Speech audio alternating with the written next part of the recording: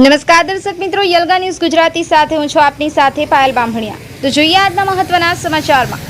છોટાઉદેપુર ઉરસંગ નદીમાં થઈ પસાર થઈ ભૂગર્ભ ગટર લાઇનમાં ભંગાણ। નદીમાં મિશ્રિત થતું ગંદુ પાણી રોગચાળો વકરવાનો ભય। દર વર્ષે પાઇપમાં ભંગાણ થવાની સમસ્યા બની ટૂંક સમયમાં રિપેરિંગ થઈ જશે પાલિકા તંત્ર। છોટાઉદેપુર નગરમાંથી પસાર થતી ઉરસંગ નદીમાં આડેધડ રેતી ખનન કરતા રેતી માફિયાઓએ રેતીના સ્તર ખલાસ કરી નાખ્યા છે, જેના કારણે બ્રિજના પણ પાયા બહાર આવી ગયા છે।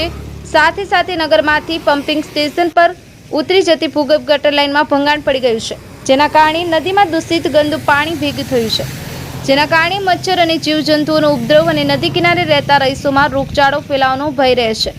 ઉલ્લેખનીય છે કે છોટાઉદેપુર નગરમાંથી પસાર થતી ઉરસંગ નદીમાં પાલિકા વોટર વર્ક્સ આવેલા છે, જેનું પાણી 35,000ની વસ્તીને પૂરું પાડે છે। જે પાણીમાં ગટરનું પાણી મિક્સ થતું હોય અને રેતીના સ્તર ઘટવાને કારણે પાણી ગળાતું નથી। આવનાર દિવસોમાં આ પાણી નગરની જનતા સુધી પહોંચે તો કોણ જવાબદાર, એ પ્રશ્ન થઈ પડ્યો છે। જ્યારે દર વર્ષે રેતી ખનન થતાં રેતીના સ્તર ઊંડા ઉતરી જતા ઉરસંગમાં ધસમસતા પાણી આવી જતા પાઇપ તૂટી જાય છે। હવે નદીમાં રેતીની અંદર પાઇપ દબાવી કે ક્યાં દબાવી એ પ્રશ્ન તંત્રને પણ થઈ પડ્યો છે। નગરપાલિકા ચીફ ઓફિસર ભાવિનભાઈ બરજોડે જણાવ્યું હતું કે ભૂગર્ભ ગટરની લાઇન ઉપર આવી ગઈ છે, જેના કારણે પાણીના પ્રેશરથી દર વર્ષે તૂટી જાય છે। ટૂંક સમયમાં રિપેરિંગ કરાવી દેવામાં આવશે તેમ જણાવ્યું હતું। બ્યુરો રિપોર્ટ, યલગા ન્યૂઝ ગુજરાતી, છોટાઉદેપુર।